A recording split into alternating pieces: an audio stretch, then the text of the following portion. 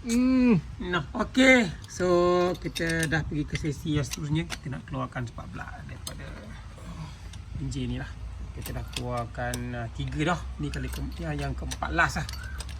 So, ni spark plug yang nombor 3 jadi Wan lah. Betul. Tengok tu dia.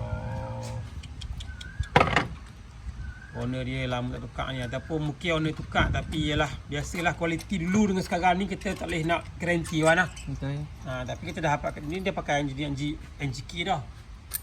Dia tengok. Tu. Dalam ni patutnya putih ni. Dia punya carbon dalam ni.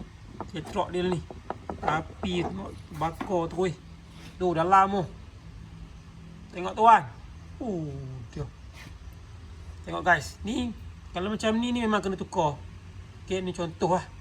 Spark plug yang memang kena tukar lah. Okey. Ni 3 batang. Satu tadi kita dah bawa. Dah hilang.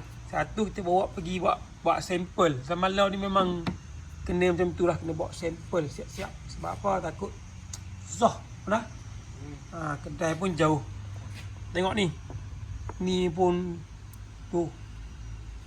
Dia punya bawah dia pun pecah. Ambil gambar saya Wan. Hantar kat kawan-kawan. Hantar kat Azri. Cik kira buat video buat dah kata. Okay. Saya nak kongsi apa korang lah pengalaman. Ni enjin CVT. Enjin CVT dah. Enjin Campro DVVTI. So dia pakai CVT punya gearbox lah. Tengok macam tu. Okay. Tengok. Dalam pun. Kita sementara kita ni. Tadi kita dah spray sikit lagi lah. Belum lagi lah. Spray sikit lagi lah. Nanti spray sikit lagi. Throttle body sampai tu. Kata body. Sebab pula. Throttle body cleaner. Sungguh. Cleaner pun tadi. Kita kurang kata ni kita buat hari ni kita buat tukar spark plug dengan service total body. Ni total body dah. Tengok. Ni dia punya coil plug. Okey.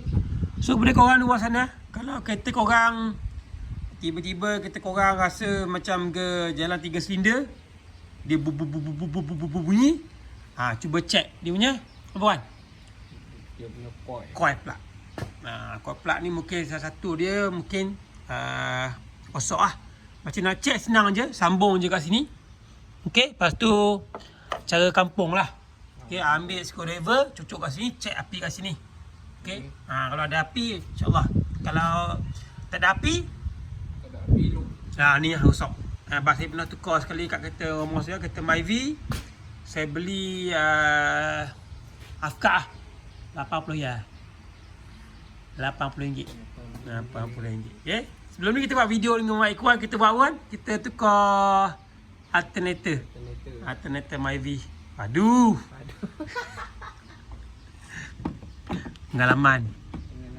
Okay? Pengalaman mendewasakan kita. Nak jadi pomen ni kena banyak pengalaman lah. Kena berani Wan lah. So Mak Ikwan memang target lah. Jadi pomen lah. InsyaAllah kita akan lahirkan. Kita akan bantu lah.